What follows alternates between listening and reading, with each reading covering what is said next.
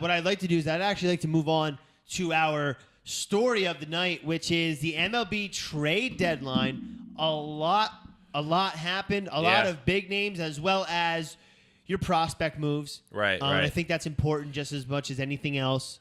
Today, it was weird today because it was a very slow morning. You know, I kept refreshing MLB trade rumors every 15 minutes at work today. I was, doing some work, putting it up on the side, check it out. Right. And really the only move that had happened before like 1 o'clock was Addison Reed got traded from the Mets today for 3 prospects.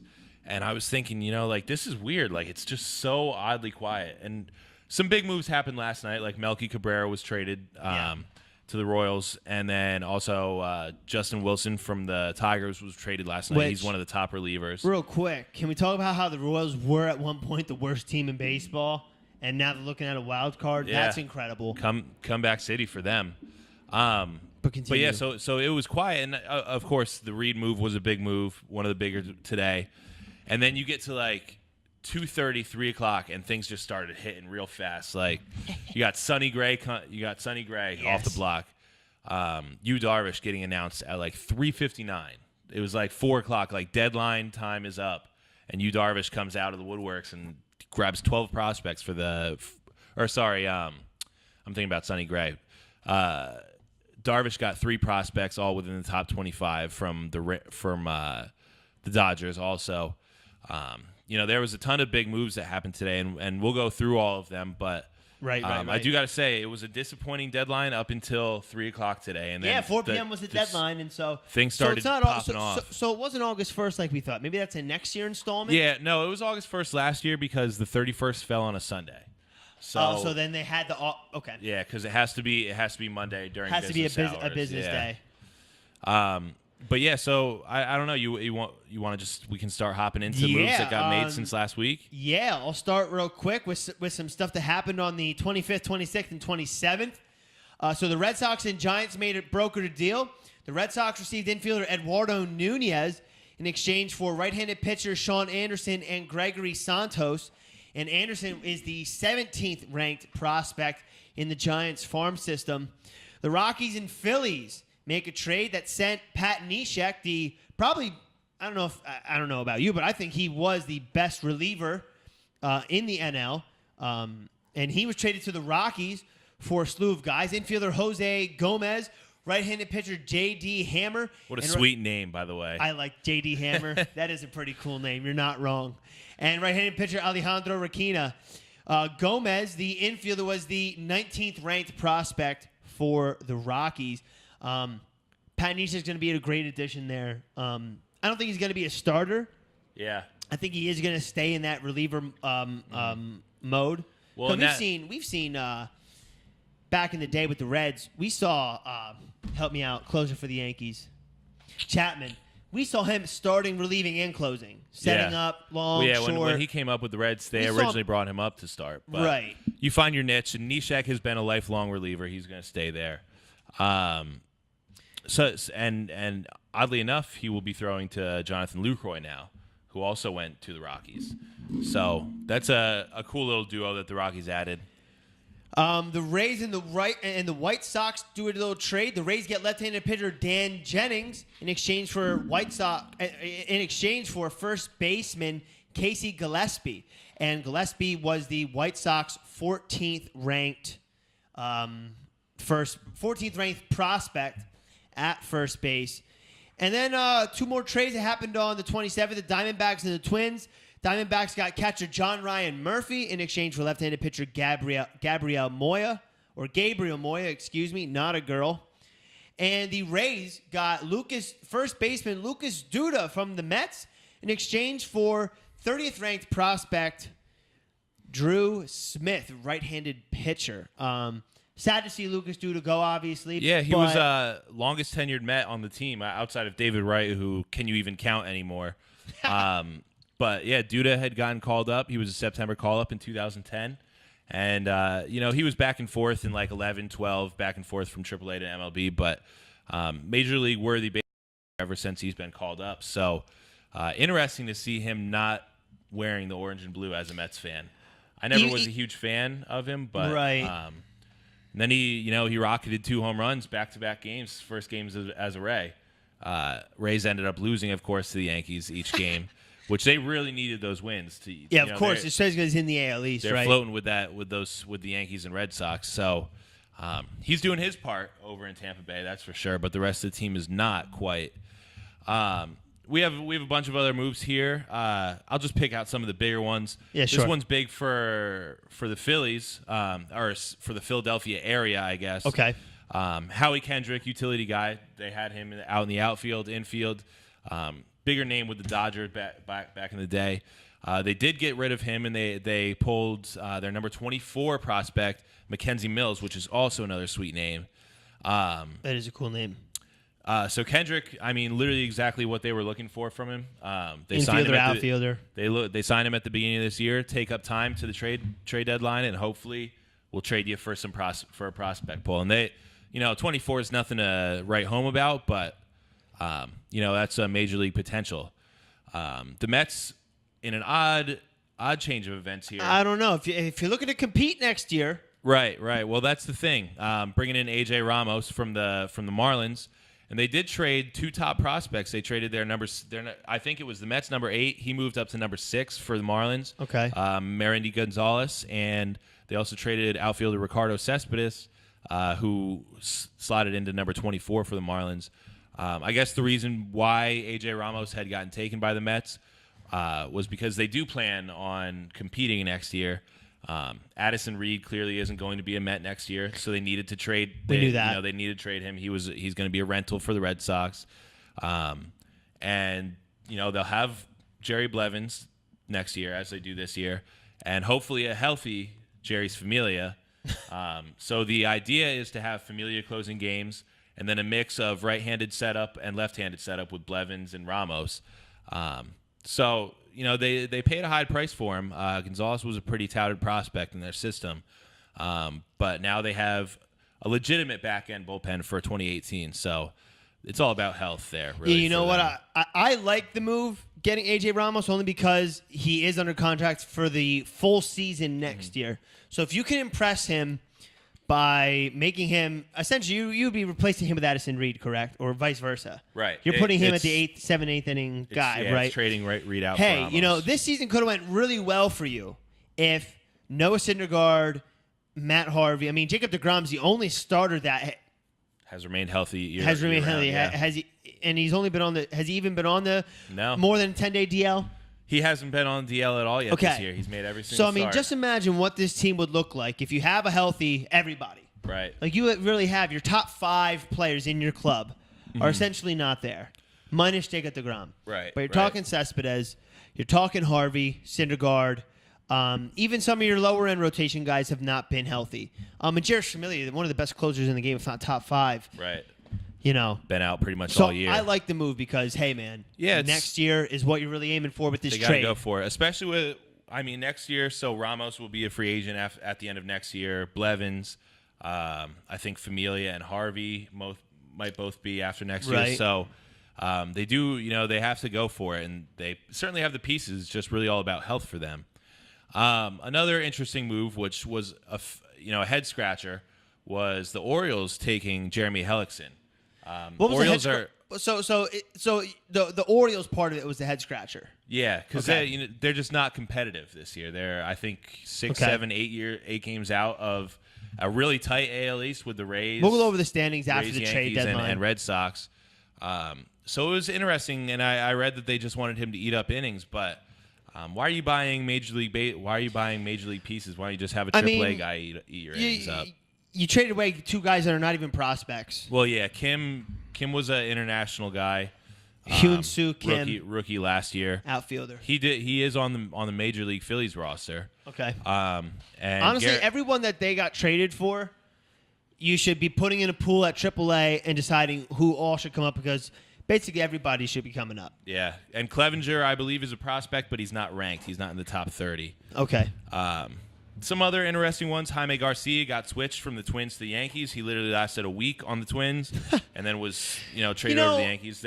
When I saw this, I was like, wait. Am I getting something wrong here? No, he pitched 1 game for the Twins and then was moved. Must have been good enough for the Yanks. Yeah, well, they need that rotation help badly, and you can tell with that Sonny Gray move that they had today. Yeah, we'll get to that for sure. Last night, Melky Cabrera went to the Royals from the White Sox. White Sox again adding into their top 30. I love it. They're big winners for me. I love this it. whole year. Even though it's been a very bad year for them in general, they just have so much talent in that minor league system. Baseball's one of the sports where you have to be good at free agency and the draft. Yeah. It doesn't really work like in the NBA, like the draft is not that important. It's really all about trades and free agency. Mm-hmm. In football, it's really about building through the draft, and then you do sign your free agents. Yeah, and you even sign your in free the agents, but and even it's in always the, about who you it's always- draft. and in the NHL, it's really more about who you draft, and then you do sign some free agents. But this is the one league where you need to be good at both.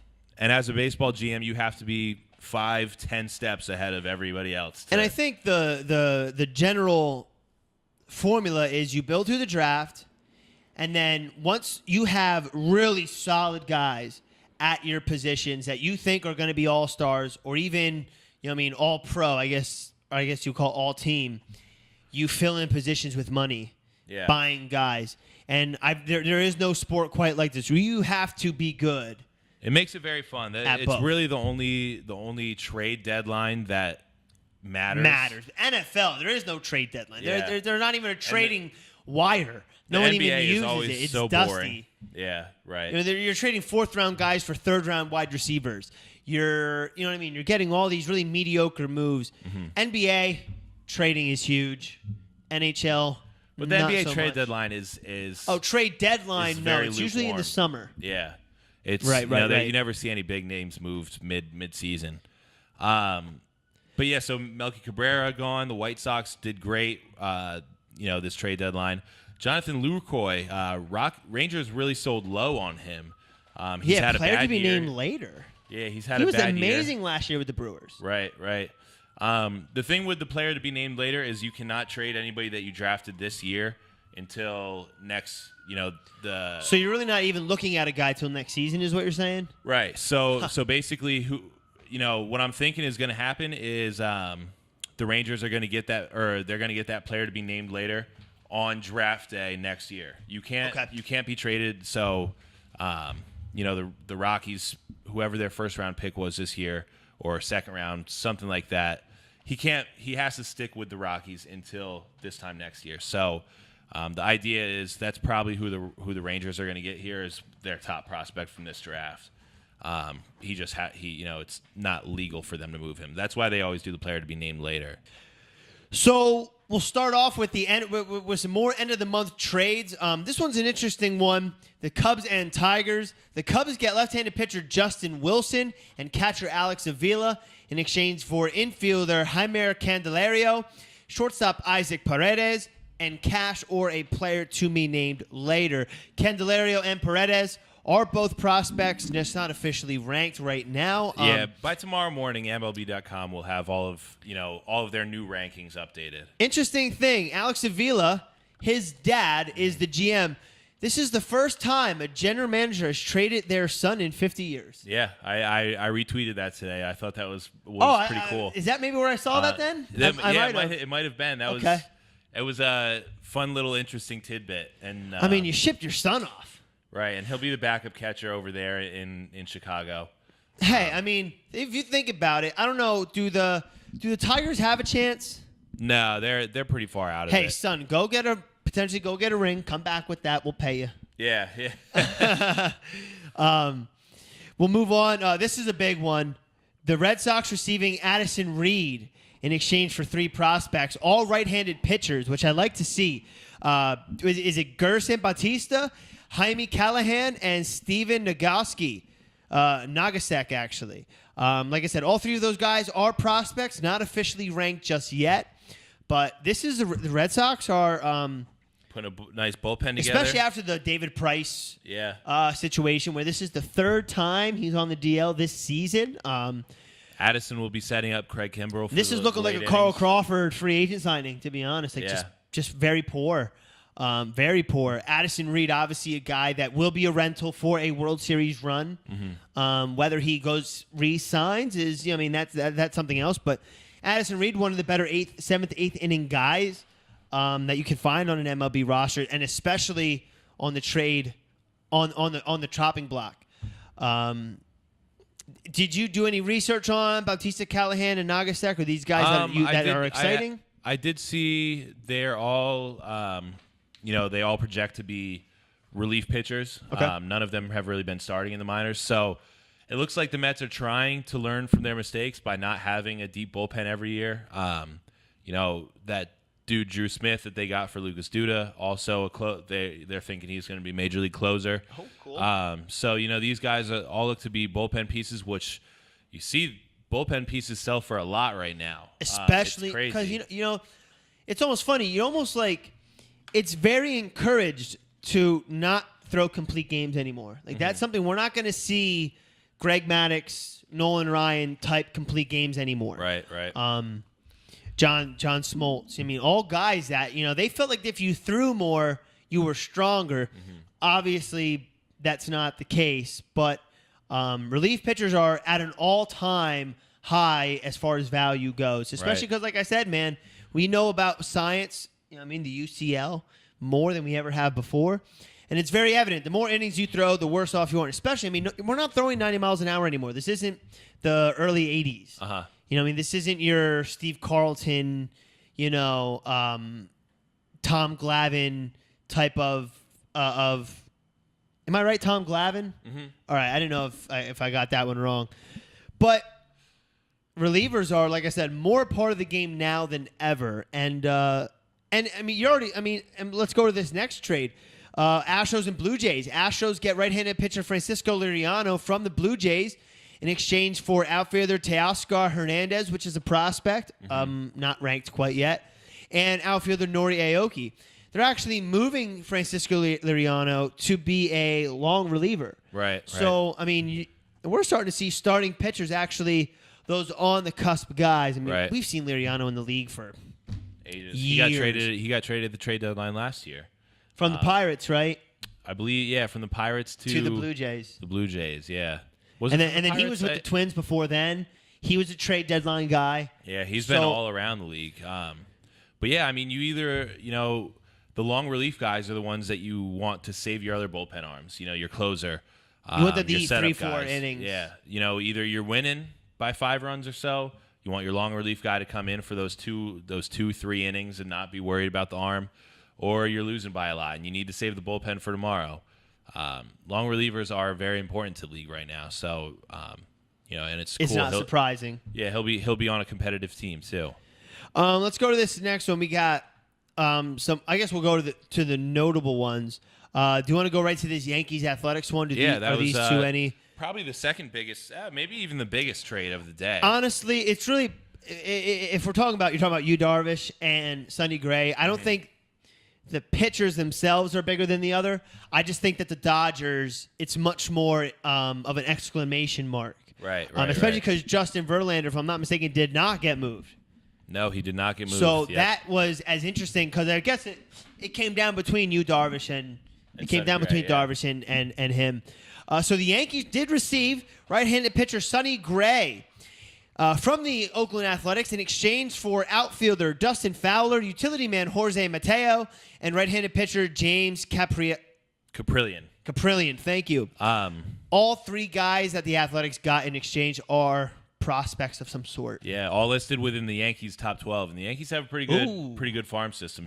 Now they do. Right. So that's a nice pull. The only thing is Caprillion is in the middle of Tommy John recovery. Dustin Fowler just tore his patellar, his whole knee. There was a lot that went on there. And they're saying Mateo, he's overshadowed by Gleyber Torres, who is not up yet with the Yankees, but he's the shortstop of the future there. Maybe this could be some Billy Beane numbers moves. Right. Billy Beane is still the guy, so maybe. It really hasn't been paying off lately. Personally, I think Sonny Gray a little overvalued. I don't. He's a mid-3 ERA pitcher. Okay. The reason that the Athletics got such a pull that they did was because he has another year. on his contract. Whereas That- Yu Darvish is a free agent after this. That and we got you said 3 prospects in the top 12. Yeah. I mean that's a big deal, Right, Especially yeah. to a rebuilding franchise like the Athletics, who are going to be getting the Coliseum all to themselves now. So they probably. I mean, won't they need to move out of there too eventually. Well, I hope because not. that place is trash. Well, no, that place needs to.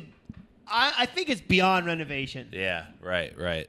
And when you say trash, like, I'm such a low maintenance guy. Like, I don't think I would need to, as a fan base, I don't need a stellar ballpark. Now, No, yeah, I agree. We've been to Citizens Bank. Am I being spoiled by Citizens Bank? I think Citizens Bank is personally one of my favorite in the league. Okay, so maybe I'm a little spoiled. I'm thinking, Right, oh, this right. isn't that great, when really it is. I went to the Rogers Center in Toronto, and that was a very basic ballpark, one ring. But I loved it. It was awesome. A lot of history, obviously, there with Joe Carter and the Phillies and Mitch Williams and all those guys. But, I mean, like I said, maybe I'm a low-maintenance fan, but when you say, like, a place is trash, like, dude, it's a baseball field. Like, what's supposed to be grandeur about it? That's not the way of the league anymore. The way is to have these beautiful, shining gems of a park. Honestly, to me, there's the two most important factors in a baseball stadium is the fans and the head chef. Mm-hmm. Yeah. I mean, the roster and the head chef. Yeah. If you are offering bomb-ass food, Right. like the Phillies, I think, could use a little. They definitely can revamping. use some upgrades around the stadium. I mean, they got that one turkey leg. You can get turkey leg, coleslaw, and something else for under $10. And oh man, I had such a great time. Yeah. And the barbecue sauce was like water. We got to talk about that. Where I was like taking a water bottle, and I was like brown mud water. Yeah. Tasted all right, but I mean, when you're putting barbecue sauce on a chicken leg, right? It should stay on. Right. Absolutely. Ran right off like a waterfall. Yeah. Yeah. It The cascaded. Phillies need some upgrades around the park as far as food goes, but the views of the park and for everything, Philadelphia being a food mecca on the East Coast. right. But the park does have a nice aura to it. You Yes, know, it if you're, does. I if love you're the sitting brick. behind I home love plate, the you can brick. see the skyline. I love the brick. Yeah, it's cool. But you're sitting out in the outfield in Oakland, and you have just seats upon seats covered up by tarps, by those big A's tarps. That can't be. Right. That And then can't be. in the same sense, you have people sitting out in the outfield, like still sitting on concrete seats, which is just, right. you know, this isn't the 80s anymore. You're not wrong. I understand. Baseball, you know, fans invest more than enough into I mean, these I think baseball it's teams. it's Happy Valley, Penn State. They still have stencil painted concrete seat numbers. Yeah. So yeah. what the hell? Sonny Gray, a huge move. We'll talk in depth about some of these moves, but I would like to get through these guys. Is this Indians Blue Jay Joe Smith, Thomas Pannoni? I like that last name. So I guess we'll just go through this because I said it. The Indians receive right-handed pitcher Joe Smith. Not a bad arm. Has been around, I think, for a while. If he's it's been the same around for a Joe long Smith time. on Sidearm Joe Yep. Smith. Yeah. Okay. All right. I'm okay. Joe Smith is one of the most common names in America, I'd have to assume. So there could be 5 Joe Smiths in the league, and I wouldn't know it. And then the Blue Jays receive left-handed pitcher Thomas Pannoni and shortstop Samad Taylor, none of which are prospects for the Blue Jays. We'll go on to the Dodgers Pirates. The Dodgers received left-handed pitcher Tony Watson in exchange for Pirates infielder O'Neal Cruz. The Pirates did receive infielder O'Neal Cruz and right-handed pitcher Angel Germain. Pirates Cruz now is a prospect, not ranked. But Tony Watson, a guy, obviously the Dodgers are looking, especially when you lose Clayton Kershaw who goes, it's like a minimum 6 innings you get from him. Mm-hmm. So the Dodgers definitely needed a bullpen upgrade, and they didn't have very many good left-handed relievers, and Tony Watson automatically slots in as their best left-handed reliever, which they needed. Right, they absolutely needed a left-hand reliever. We'll go to the Dodgers and the Reds. The Dodgers continuing to buy left-handed relievers. They get from the Reds Tony Cingrani, and in return they get Scott Van Slyke in the outfield and catcher Hendrik Clementina. Scott Van Slyke is a guy who's kind of not been around a long time, but I mean, he came onto the scene hot when he was a rookie, and just has fallen off. I think he's in AAA right now. Yes, and Tony Cingrani. First off, love the last name. I don't know if it's Italian or not, but I like saying it. Yeah. And again, there's just another left-handed reliever, if I'm not mistaken, who's just gonna probably win a ring. Honestly, this is looking like the Dodgers team. Dodgers-Astros World Series is going to be bonkers. Oh, well, yeah, that would be it. I'm thinking Astros are still in the AL. I'm thinking, what the hell? I mean, in the end, I'm thinking, what are you talking about? Nope, AL. And then Nationals and Twins do a quick swap of left and right-handers. Nationals get right-handed pitcher Brandon Kinsler from the Twins, and the Twins get left-handed pitcher Tyler Watson. Watson is the prospect of the two. This is the second biggest trade of the night. This happened around 3 o'clock. The Rangers send 3:59. I think it went through. Oh wow! So this was literally deadline. The Dodgers and Rangers get a lot in return for right-handed starting pitcher Yu Darvish. They get utility man Willie Calhoun, right-handed pitcher AJ Alexi, excuse me, and infielder Brendan Davis. All three of which are a part of the Dodgers prospects, which is also a great farm system in the MLB. I think Davis slots in as their number 27. Calhoun was up there in a top 5 kind of guy, so he was the headlining piece there. And Alexi was a middle of the road kind of guy, 14, 15.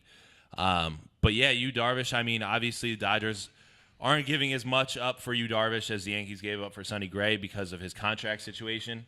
Not as much control there. Darvish is a free agent after this year, which is going to be one of the bigger arms to, get money this offseason. But Dodgers really going for it. Yankees obviously going for it here. I mean, they went and got 2 stud relievers, especially Tony Watson, who's going to be the left-hander to turn to after your starter. Mm-hmm.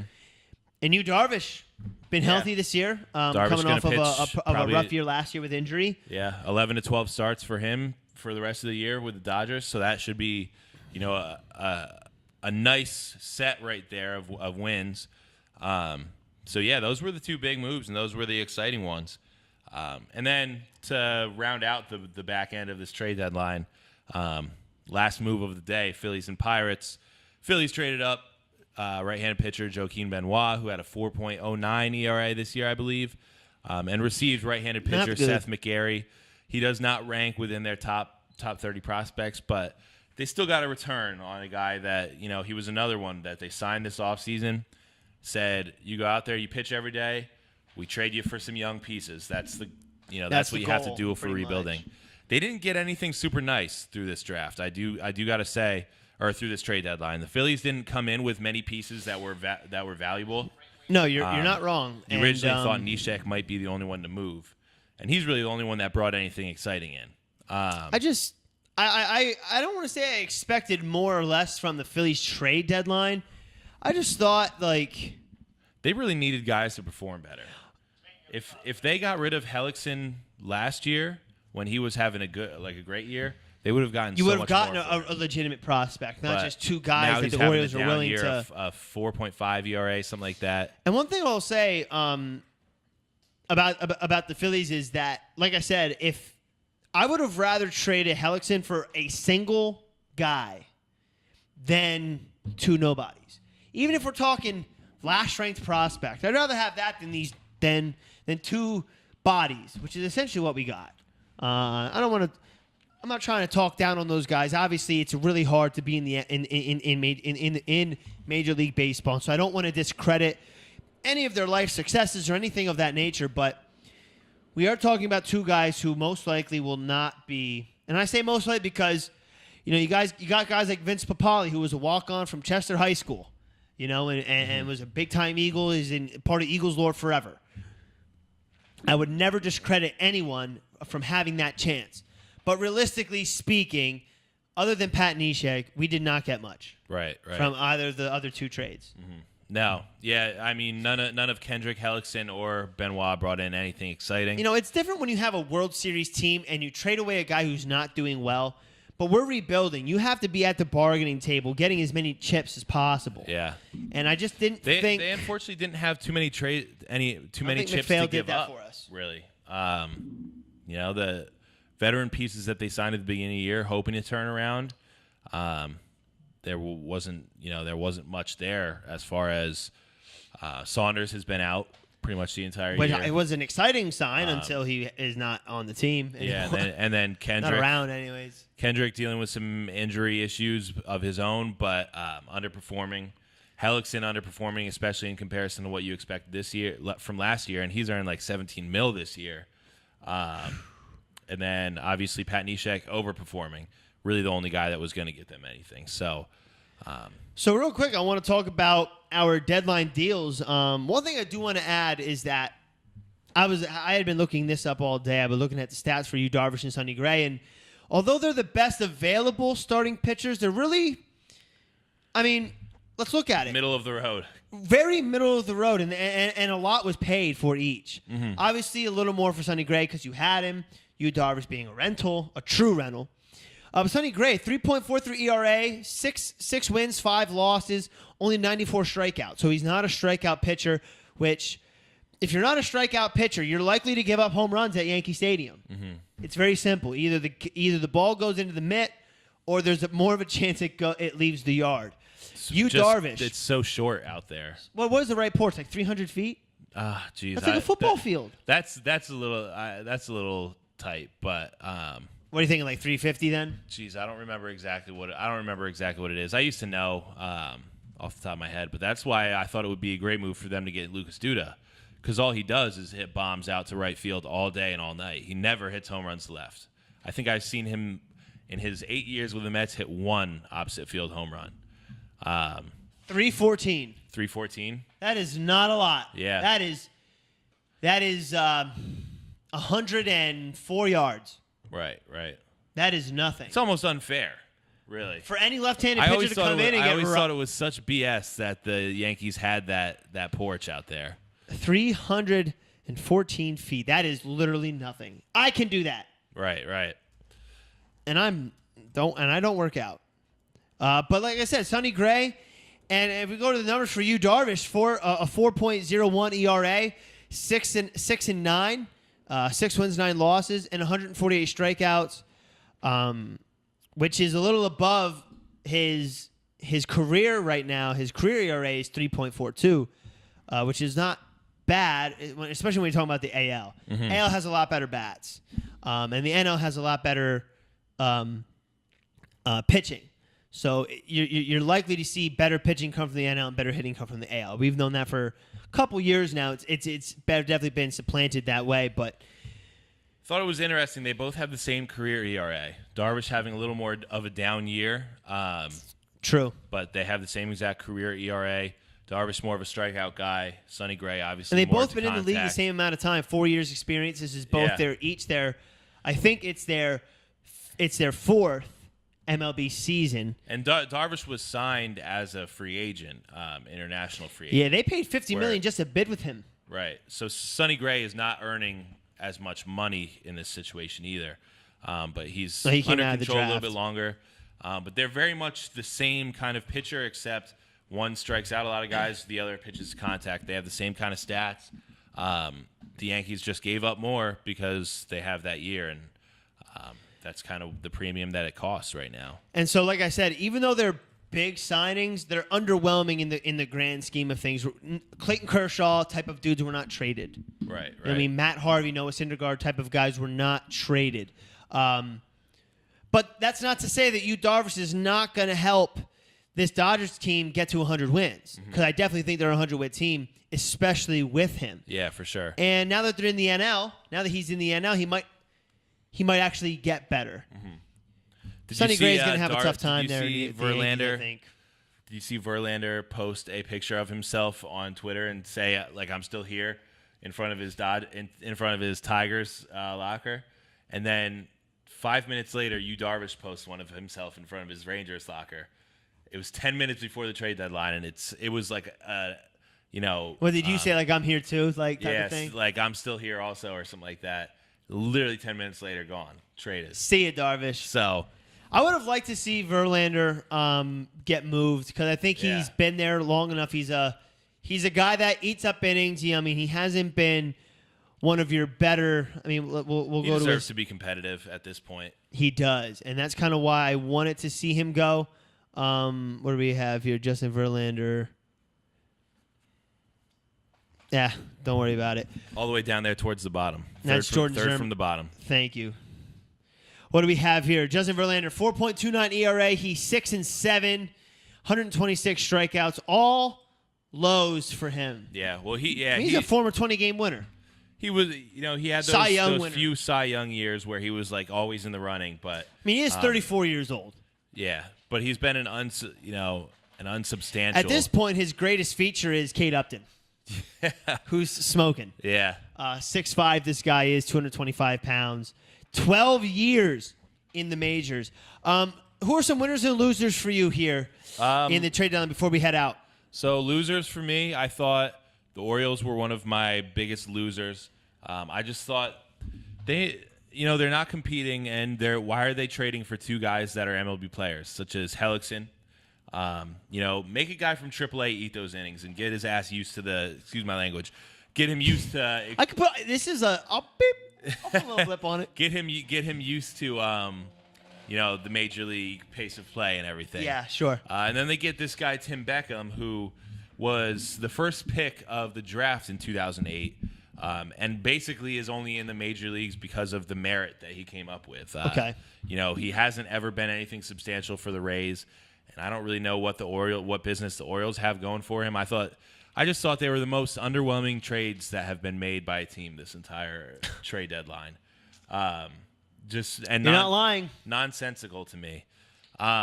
Winners for me, White Sox are an easy winner here. Yeah, because they got so many, and not just players, prospects. Yeah. Whether they're top 30 or top 5, you're getting guys that, I mean, if you're tagged as a prospect, that means that someone looks at you a little bit special than the other AA, single A, triple A guys. Right. Yeah, anytime you're ranked top 30, you get that, like gold star on your chest. So I thought the White Sox, and these guys that they traded for, not all of them are going to be major league players, but you have such a deep You can farm now pick now and choose who you call. Yeah, it's literally going to be, wow, our number 26 guy is playing well, even though number 14 might not be. You have that, that deep flexibility. Deep depth. Yeah, that flexibility there to do that. I think the AL East overall winners, those top 3 teams right there. The Rays getting Lucas Duda, which already was paying merits, and I thought they kind of stole him from the Mets.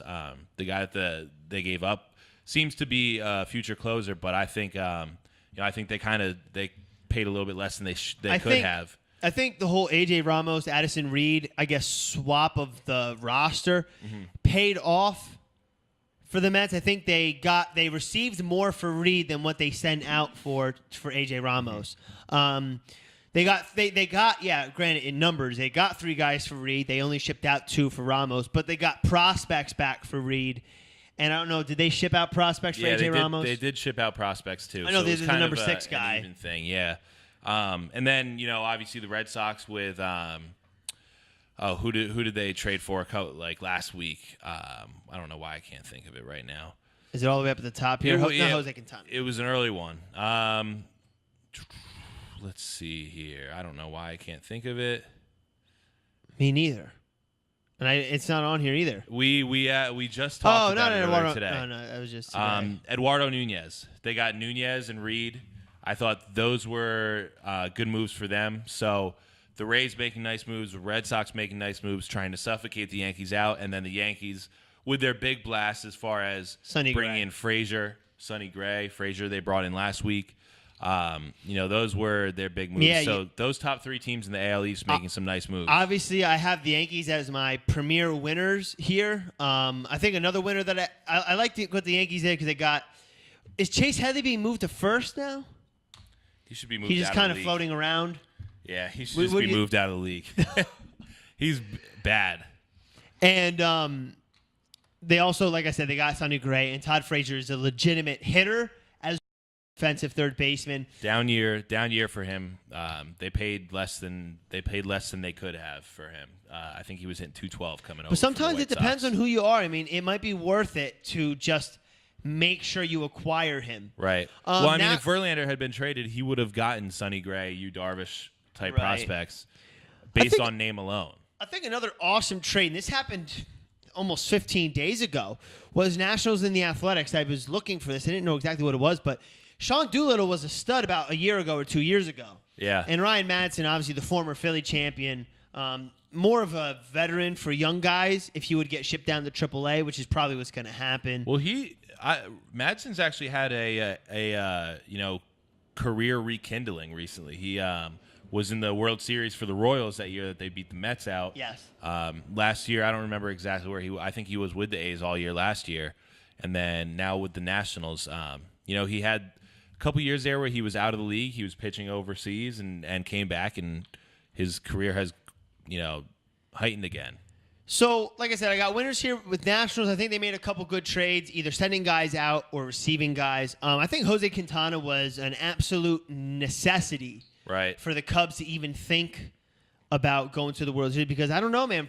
I don't know what it is, but this team is not the same as last year's, even though the roster didn't really change that much. Mm-hmm. So I thought they were winners. And like I said, I have the Yankees as like my overall winners. And as a loser, the other trades surrounding Pat Neshek. The Pat Neshek trade we did get good guys for. But the others, I thought I would have liked to have seen Tommy Joseph been moved, because the Phillies have always had a solid first baseman. And I like that model of your cleanup guy being your first baseman. I'm not really sure why. Just like an aesthetics thing for me. I like to see a 6'5" guy come up to the plate, even maybe 6'7", and crank 40 home runs. And we're just not getting that out of Tommy Joseph, especially if you're not getting it out of Michael Franco, which was kind of last year. I called him the Black Mike Schmidt last year. That's how high I was on him. That proved to be a failure. Right. Odubel Herrera, I'm glad we didn't trade him, even though his antics lately warranted one. He is a top 20 baseball player in the last 2 months. He is legitimately top 20.